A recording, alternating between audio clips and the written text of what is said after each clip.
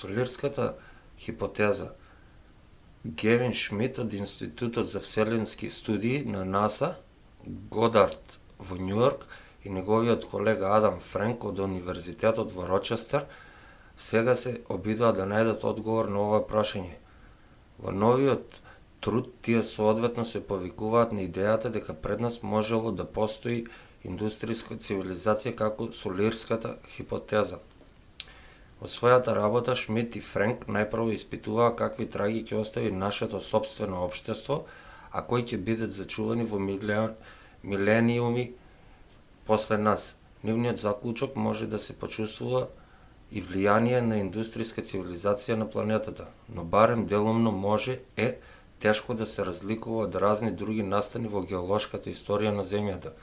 Студијата може да има неколку интересни импликации за мерење на влијанието на човечката активност на планетата и помагање на астробиолозите да откријат живот на друго место во универзумот. Човекот е око да трепне во историјата на Земјата. Шмидт и Френк најпрво започнаа со истражување колку всушност знаеме за раната Земја. Се вели дека најстариот дел од површината на Земјата е пустината Негев во јужен Израел, стара 1,8 милиони години.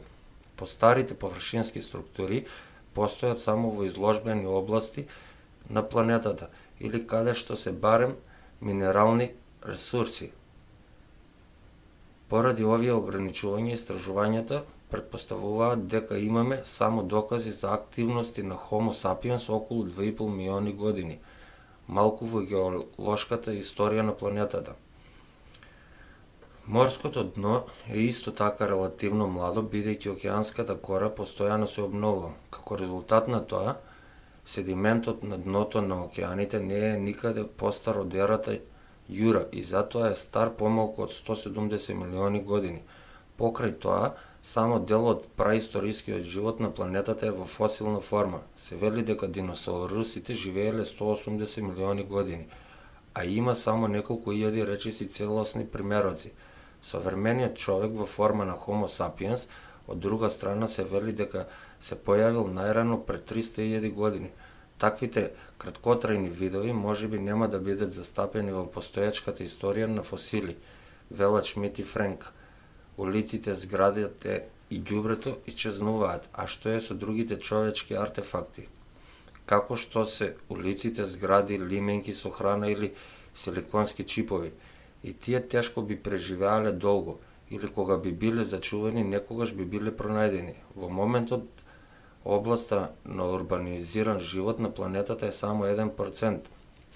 Заклучуваме дека е потенцијално за цивилизациите постари од приближно 4 милиони години и има малку директни докази за нивното постоење од преживеаните предмети или фосили, велат Шмидт и Френк. Сепак постои друга методологија, хемиски отпечаток. Истражувачите беа заинтересирани за индустријски општества како кои може да се дефинираат со фактот дека тие успеваат да извлечат енергија од нивната околина. Според оваа дефиниција, човештвото е индустријско општество околу 300 години. Од средината на 18 век луѓето создале над 0,5 трилиони тони јаглерод од согорување преку јаглен, нафта и природен газ. Промената на атмосферата.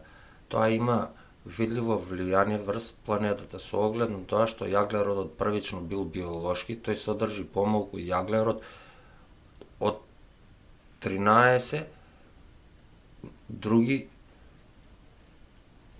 супстанции и многу поголем базен на неоргански јаглерод. Соодветно на тоа дојде до промена во односот на C13 и C12 поради процесите на согорување што пак треба да се докажат во геоисторијата. Се вели дека зголемувањето на температурата поради ослободувањето на јаглерод е околу 1 степен Целзиусов. Ова исто така треба да има видлив потпис, изотопски дел на кислород 18 во карбоните и се менува. Земјоделството и азотните процеси во ѓубривата исто така менуваат изотопски потписи на азот. Понатаму има промени поради ерозија на земјата, дожд и други елементи. на климатски промени, кои исто така треба да бидат забележани во морскиот сендимент. Металите како што се олово, хром, рениум, платина и злато полесно се откриваат поради рударските активности, например во морската вода. Човечките цивилизации ги менуваат и постоечките фосили, например со истребување на големи цицачи.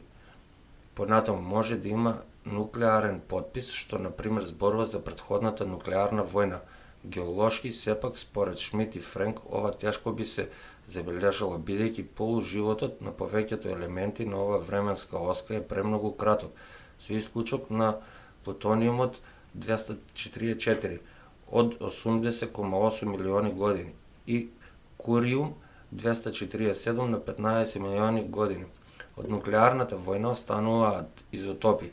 Шмит и Френк од сите овие резултати заклучуваат дека постоењето на индустријската цивилизација пред нашата мора да биде геолошки проверливо. Сепак овој потпис е двосмислен, бидејќи голем број и други настани темпираат слични слики. Ова вклучува, например, брза промена на процесот на CO2 во воздухот поради настани како што се големи вулкански ерупции или палеоцен, температурен максимум, при кој температурата се зголемува за 5 до 7 степени и во текот на 200.000 години никој не знае како дошло до второто. Но што е Солиеревата хипотеза? Шмит и Френк не сакаат премногу да се наведуваат низ процесот. Тие не може да се сметаат веројатни само затоа што не постои друга валидна идеја. Истражувачите препорачуваат понатамошна синтеза и истражување во областа на индустријските нус производи, например, кои би можеле да се зачуваат во текот на милиони години. Дали постојат други класи на компензации кои оставаат уникатни траги во геохемијата на сендиментите во текот на милиони години. Истражувачите излегоа со бизарна теорија, во која самите не веруваат, сепак размислувањата имаат многу актуелна позадина. Од Ларс Фишер. Двоножни диносауруси кои изградија глобална техничка цивилизација управуваа со планетата за геолошки трепнувања, а потоа повторно исчезнаа. Дали ќе знаеме за нив, се прашува, и како може да ги најдеме? Тоа е изненадувачки тешко да се одговори, пишува Гевин А. Шмит, директорот на Институтот за вселенски студии Годард при НАСА и Адам Френк од Универзитетот во Рочестер.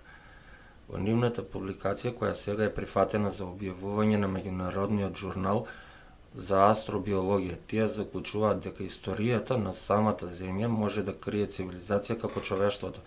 Двајца научници заклучиле дека ако не го барате, може ќе ги предвидите доказите што го подкрепуваат. Ова е фасцинатен надпис и важен напис, вели палеобиологот Јан Заласиевич од Универзитетот во Лестер, кој исто така е вклучен во работната група за дефиниција на антропоценот. Се надевам дека ќе иницира понатамошна работа на вакви прашања. Позадината на шпекулациите за предходните и предходниците на човештвото е тема која што тешко дека би можела да биде поактуелна, без разлика дали станува збор за заштита на екосистемите, модели на идна светска клима или за потрага по цивилизации во далечниот универзум. Сите овие теми може да се проследат наназад на прашањето поставено од Шмит и Френк, како глобална техничка цивилизација која ја менува планетата, за доброто на аргументот, а мисловниот експеримент е астробиолошка перспектива на човештвото и неговите траги во карпите.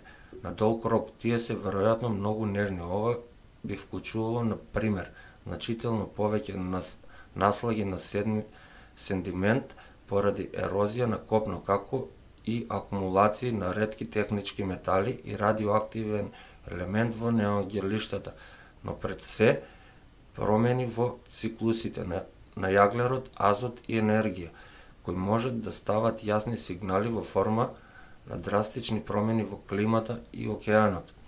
Шмит и Френк наведуваат голем број на брзи и катастрофални геолошки настани, чии ефекти во античките карпи може да имаат сличности со оние на човештвото.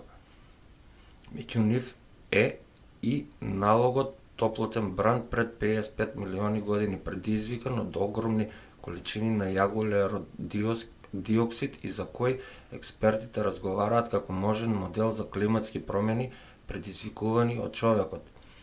Авторите тврдат дека е исклучително тешко да се одделат ефектите на глобална цивилизација од природните причини за такви настани.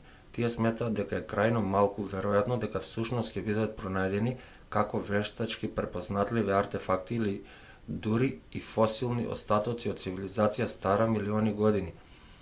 Како такви градби би требало да ги преживеат десетици милиони години, што не делат од хипотетички нечовечки цивилизации, како да се подлегне на заборавот. Заласиевиќ повторно противречи на оваа оценка. Трудот добро ги опишува хемиските сигнали, но ја занемарува можноста дека може да има многу распространети технофосили во копнените и крајбрежните слоеви.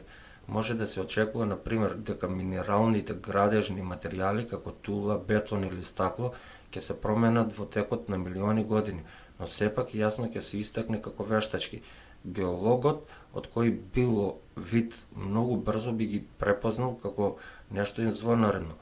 Глобалната цивилизација исто така би произвела огромни количини на таква материја, истакнува тој. Сепак тоа не е сигурно дали техничката цивилизација се уште привлекува внимание по милиони години. Исто така зависи од тоа колку расипнички ги користела своите ресурси.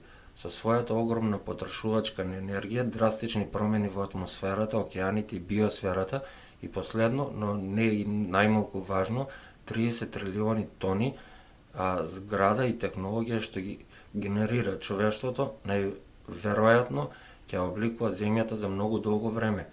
Меѓутоа, можно е другите цивилизации да работат малку поекономично или дури да користат сосема различни извори на енергија и материјали. Таквата култура со своите посуптилни сигнали би било многу лесно да се занемари, како што покажува Френк и Шмидт, особено ако некој конкретно не ја бара. Дали постоел високо развиен живот на земјата пред луѓето, истражувачите бараат индиции. Дали е можно во текот на 4,5 милиарди историја на нашата планета високо развиена цивилизација веќе да ја населувала земјата, многу пред луѓето?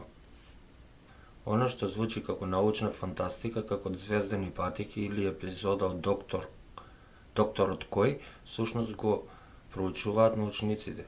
Адам Франк, професор по физика и астрономија на Универзитетот во Рочестер, и Гевин Шмидт, директор на Институтот за вселенски студии во НАСА, Годард, сака да открие дали постоеле други цивилизации милиони години пред луѓето. Знаци во карпите и талогот. Врз основа на добро познатата научна фантастична серија Доктор Кој, како што ја нарекуваат двајцата научници, нивната работа, која неодамна ја објавија во меѓународен журнал за астробиологија, како силуријанска хипотеза. Во популарната ТВ серија, силуријците прикажуваат високо развиени суштества кои ја населуваат земјата пред околу 400 милиони години. Френк и Шмидт сакаат да истражуваат дали може да се следи можното постоење на непознат интелигентен живот од исконски времења во карпите и седиментите. Оваа хипотеза може да обезбеди нов пристап во потрагата по вонземенски живот, веруваат истражувачите, кои траги ќе ни кажат за милиони години. Двајцата научници ја користат сегашноста како референтна точка. Врз основа на геолошката секвенца, историјата на Земјата е класифицирана во различни возрасти. Во моментот живееме во ерата на новата Земја во рамките на епохата Холоцен, која започнува пред 11.700 години. Меѓутоа, влијанието што луѓето го имаат на Земјата е толку големо, што неколку истражувачи тврдат за воведување на новото време наречено антропоцен. Лабаво преведено антропоцендон значи ера создадена од човекот. Вистина е дека за милиони години нашите остатоци, градови и згради ќе се претворат во прашина. Покрај тоа, земјата не е толку густо населена како што ни изгледа.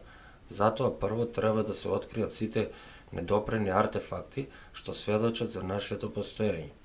Но масовното нафлегување врз животната средина што го направивме уште од индустриската револуција ќе остави свој белег во историјата на земјата уште долго време. Преку земјоделската употреба и рачистување на шумите предизвикуваме сериозна ерозија на почвата, која може да биде геолошки забележлива уште долго време. Овековечен од еколошкиот отпечаток. Нашето високо ниво на производство на пластика ширум светот може да резултира со формирање на слој од пластика на дното на океанот и да се задржува таму долго време. Покрај тоа, тука е нашата голема потрошувачка на фосилни горива, што има влијание врз природниот циклус на јаглерот. Истражувачите Шмит и Френк се сомневаат дека претходните цивилизации пред милиони години, исто како и современите луѓе, можеле да остават еколошки отпечаток чии траги може да се најдат во карпите и седиментот. Нови пристапи за вонземјани истражувачи. Слични маркери се уште не се пронајдени во ниту една геолошка студија. Меѓутоа, во историјата на земјата има настани како што е исконското глобално затоплување, чии причини истражувачите не може да ги објаснат. Пред околу 56 милиони години имало климатски промени, кои имаат паралели со денешните, дури и тогашните глобално затоплувачки ефекти. Беше придржувано со зголемување на стакленичките гасови,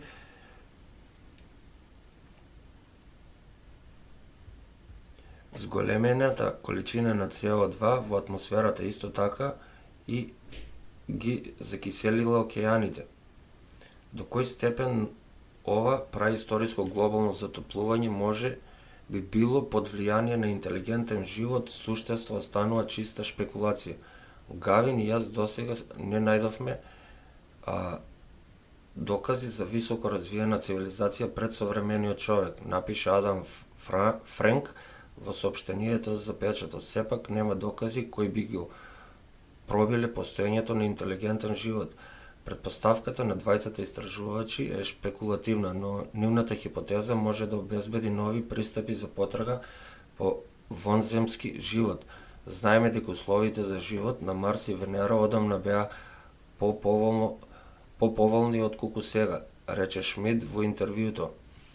Може да се замисли еден ден би можело да дупчиме седименти на чудни планети, тогаш барем би знаеле какви траги во корпата би требало да бараме. Крајот на човештвото е близу. Американските истражувачи ја спакуваа потрошувачката на ресурсите на нашето општество во алгоритам. Резултатот е јасен. Нашата цивилизација е осудена на пропаст. Брзи начини за излез од климатската замка. Готово е, ништо повеќе не работи. Човештвото е на крај. Ова го предвидува една неодамашна студија која беше конфинансирана од Американската вселенска агенција НАСА. Во него Американската вселенска агенција одигра голем број сценарија за континуираното постоење на Земјата и секогаш доаѓаше до истиот резултат. Нашата цивилизација нема да преживее поради климатските промени, потрошувачката на ресурси и растот на населението. Според студијата, крајот на човечката ера е неизбежен. Расудувањето звучи како ново издание на трактот Падот на Западот, кој филозофот Освалд Спренглер го објави во 1918 година. Во него научникот од регионот Харц се спротистави на линеарната историографија, во која историјата на човештвото е постојана приказна за успех и просперитет. Наместо тоа, тој ја фаворизираше теоријата на циклусот, според која културите се појавуваат повторно и повторно, доживуваат најславни и конечно пропаѓаат. Истражувачите, наречени од НАСА, исто така веруваат дека причината за крајот на нашето општество лежи во нивната природа. Процесот на искачување и колапс е процес кој се повторува како што покажува многу брои истражување и историјата. Се вели во истражувањето. Тој беше финансиран од Центарот за вселенски летови на НАСА и е обедени работата на математичарите, социолозите и екологистите. Според нивните наводи, многу високо развиените култури од секогаш биле многу склони кон екзистенцијални кризи.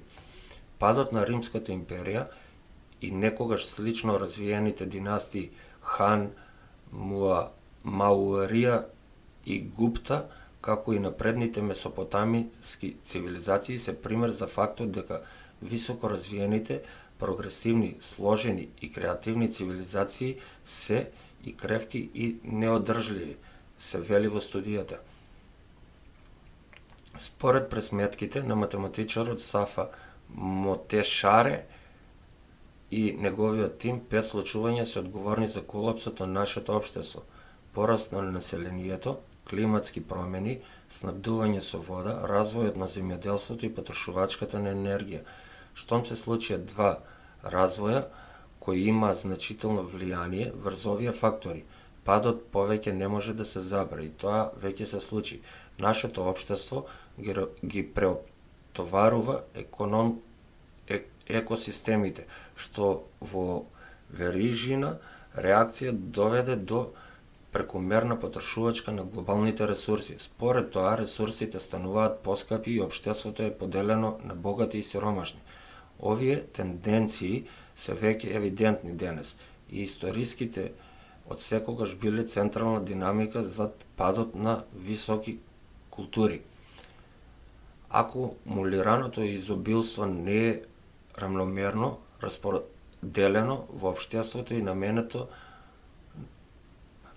тоа е контролирано од елитата. Мнозинството од луѓе кои произведуваат просперитет добиваат само мал дел од она што го добива елитата, се вели во студијата.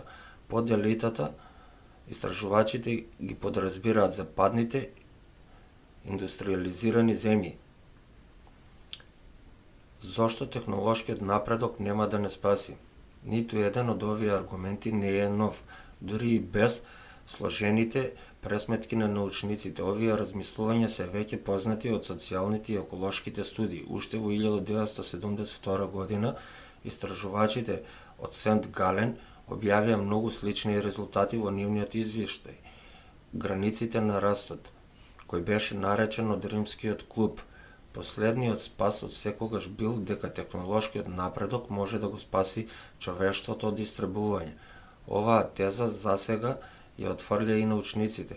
Технолошкиот напредок може да ја зголеми ефикасноста во користење на ресурсите, но тоа исто така ја зголемува употребата на ресурси од страна на оние кои имаат капитал и на тој начин ја зголемуваат потрошувачката на ресурсите од оваа елита, се вели во студијата. Научниците побараа политика за објаснување на фактите, но политиката да действува за да го регулира ова. Патем истражувачите не беа во можност да пресметаат колку долго човештвото како висока култура ќе остане на земјата. Тоа зависи од тоа како ќе ги користиме нашите ресурси во иднина. Одговор на цивилизацијската криза. Се соочуваме со два предизвици: создавање поправеден и погрижлив свет и прилагодување на пристојниот социјален колапс. Што ако ги споиме двете? Минатите цивилизации во просек траеле околу 336 години и токму сега повеќето луѓе сваќаат дека модерната цивилизација стана многу неодржлива. Сепак многумина не разбираат дека одиме кон цивилизацијски колапс. Денешната цивилизација станува се посложена, социјалните нееднаквости се продлабочуваат. Ефектите од нашите постапки врз животната средина стануваат се подрастични, а климата се менува. Ако сите овие 4 индикатори се зголемат во исто време, веројатноста за колапс исто така се зголемува. Колапсот на модерната цивилизација ќе означи клучен момент во човечката историја, затоа што сме на раскрсница помеѓу две идни сценарија: голема транзиција и голем колапс. Големата транзиција опишува иднина во која општеството е холистички преобликовано за да може да продолжи да постои во динамична рамнотежа со природните системи на земјата. Никогаш порано луѓето одржливо не организирале општество на толку високо ниво на сложеност, но сега за прв пат во човечката историја би можело да стане возможно да се живее во глобално поврзана, технолошки напредна и одржлива цивилизација, понекогаш наречена еколошка цивилизација. Од друга страна, можеби ни недостасува колективна способност или волја да направиме навремена транзиција што би можела да го спречи колапсот. Наместо ние да ја правиме големата транзиција, големиот распоред може да биде неизбежен. Експлозивниот раст на модерната цивилизација е историски настан заснован на експлоатација на ефтини енергетски резерви длабоко под земја. Во меѓувреме човештвото и човечкото општество станаа толку големо и сложено што веќе не може да го одржиме со континуирана употреба на фосилни горива. Без одржливи алтернативи на сегашниот светски поредок, големиот колапс ќе стане реалност. Со досегашните напори за намалување на емисиите на CO2 се проценува дека температурата ќе се зголеми за 3 до 4 целзиусови степени овој век. Според експертите, ова е некомпатибилно со организирана глобална заедница. Резултирачкиот колапс на глобалните системи би бил апсолутно катастрофален. Некои од нас би го преживеале овој колапс, но би живееле во сув, опустошен од општествено распаѓање и конфликт каде што карајно нееднакви општества се борат за ресурси. Двете визии, големата транзиција и големиот дефект, се јасни и далековидни. Има одредена висина за двете, а на некој начин големата транзиција и големиот распад се веќе во тек. Нашиот свет умира, а новонастанатиот свет можеби е поубав и во исто време похаотичен од денешниот свет. Некои луѓе прифаќаат дека колапсот е неизбежен и работат на длабоко прилагодување. Други прифаќаат дека нелинеарните општествени промени се можни и се стремат кон длабока промена. Сепак наивно е да се мисли дека само еден од овие два пристапи е точен. Премногу често напорите за градење отпорност се одвоени од напорите за трансформирање на цивилизацијата. Некои луѓе работат на прилагодување на социјалниот и еколошкиот колапс, но не нудат цивилизацијски алтернативи. Други се концентрираат на менување на системи, игнорирајќи го длабокиот пресврт. Но што ако нашите напори да создадеме поправеден грижлив свет не беа одвоени од нашите напори да се прилагодиме на пристојниот социјален колапс? Што ако го прифатиме опсегот и длабочината на потребната промена, притоа признавајќи дека дури и ако не успееме на некои места, сепак можеме да се промениме на начинот кој нашиот предлог е следен. Да ги прифатиме двете реалности, мора да има и да помогнеме на луѓето да не го изгубат во вид на страдење на големиот колапс, а во исто време да работиме да се осигураме дека сите луѓе може да продолжат. Не само за чист опстанок, туку и за визија и за подобар свет и негова реализација во голем формулар за транзиција. Како би можело да се постигнува? Може би сите од нашите моментални социјални и еколошки кризи бараат од нас да се приспособиме и да создадеме. Треба да се поддржиме себеси и нашите заедници во одговорот на колапсот со духовен интегритет и позитивна визија. И ни треба интегриран пристап кој ги подготвува активностите, истражувачите и организиските активности за да ја држат надежта додека ги истражуваат длабочините на страдањата, да го трансформираат последното. Сметаме дека ова е во срцето на духовниот активизам. Ова е потикнато од помагање на луѓе да си го вратат чувството за врски, развивајќи ги своите вештини за справување со сложеноста, учењето како да лекуваат неправда и штета. Честопати индивидуалните реакции на колапсот се ограничени на многу специфични аспекти, поради тесните теории за промени, поради дисциплинските и националните граници, а во некои случаи поради идентитетска политика. Оваа пукнатина одразува длабок проблем, криза во перцепција на човековата природа, нашите односи едни со други и светот. Културно доминантниот светоглед што преовладува денес се заснова на фундаментален дуализам и атомистички поглед на животот што ги става индивидуализмот и независноста над меѓузависноста. Овој поглед на одвоеност или друго влијание на начинот на кој се приближуваме еден кон друг и на човечкиот живот околу нас. Само тоа возможува навидум произволните категории да им се дава повисока културна вредност од другите.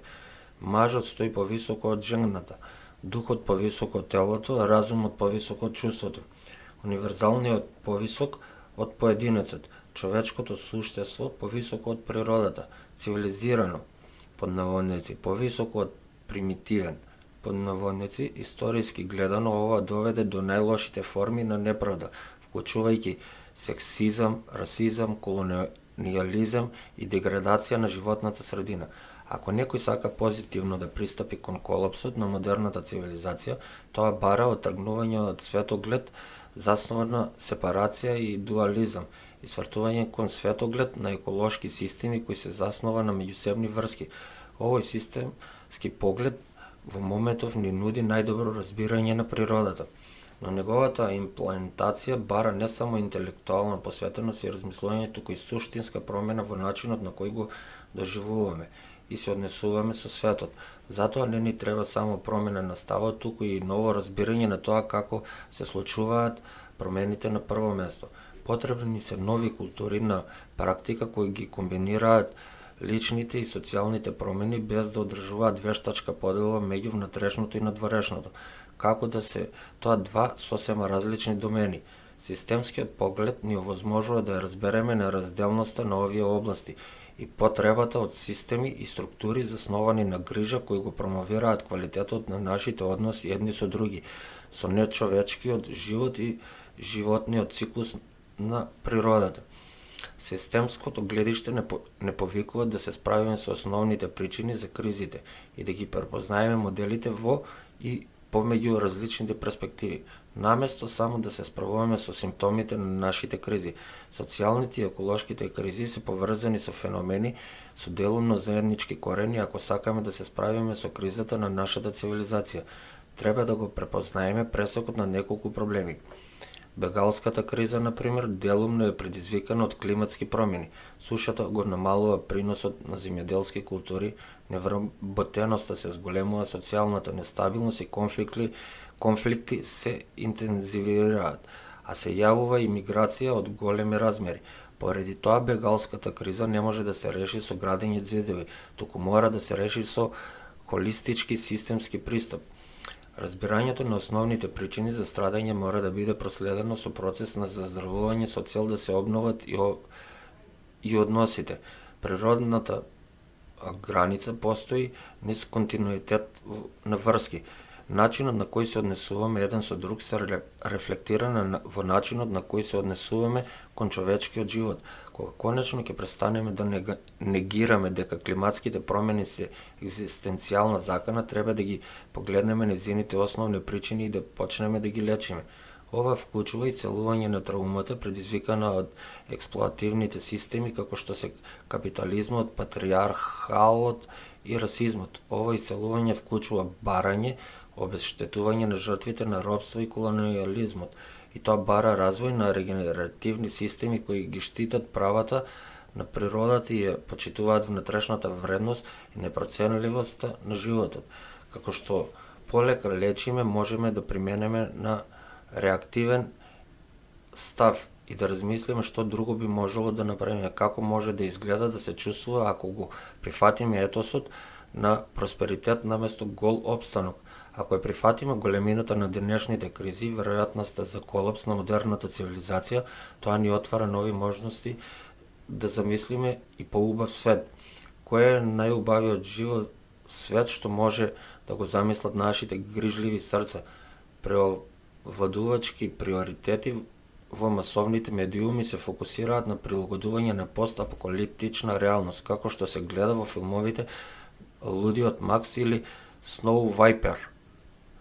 А алтернативно жанровите на шпекулативна фикција како што се афрофутуризмот, домородниот футуризам и соларниот панк нудат позитивни визии за одржливи иднини и сценарија, засновани на основни култури, претпоставки, вредности, традиции на малцинствата. Се разбира, овие визии не се ограничени само од нашата имагинација, туку и од актуелните реалности, можности и за промени. Иако постојат многу најдобри практики и решенија за создавање на свет што го сакаме, тешко е тоа и да се утврди со ограничувањата и условите што овозможуваат стратешко и ефективно дејствување. Областа на дизајн на транзиција нуди интерактивни можности за спојување на визиите со процеси за дизајнирање на одржливи општества. Преводните дискурси на темите за постразвој, екосоцијализам, социјален анархизам, постраст, општи градови во транзиција и екосела опишуваат некои од можностите за создавање одржливи општествени системи. Постојат бројни можности за секој од нас да придонесе за големата транзиција. Добра вест е дека ние не сме првите кои размислуваат на тој начин. Многу активни учители, народи, култури и традиции веќе не повикаат да се вратиме во правилен однос еден со друг и со светот во минатото. Нашата работа е да ги споиме парчињата од сложувалката и да создадеме коалиции во кои значајно ќе се користат уникатните вештини и капацитет на секој поединец. Никој од нас ги нема сите одговори, но можеме да поддржуваме и да си помагаме еден со друг во процесот на учење, да создаваме врски и да градиме вештини. И за големата транзиција и за големиот дефект. На овој начин се соочуваме со двете реалности, со нашите најсилни способности.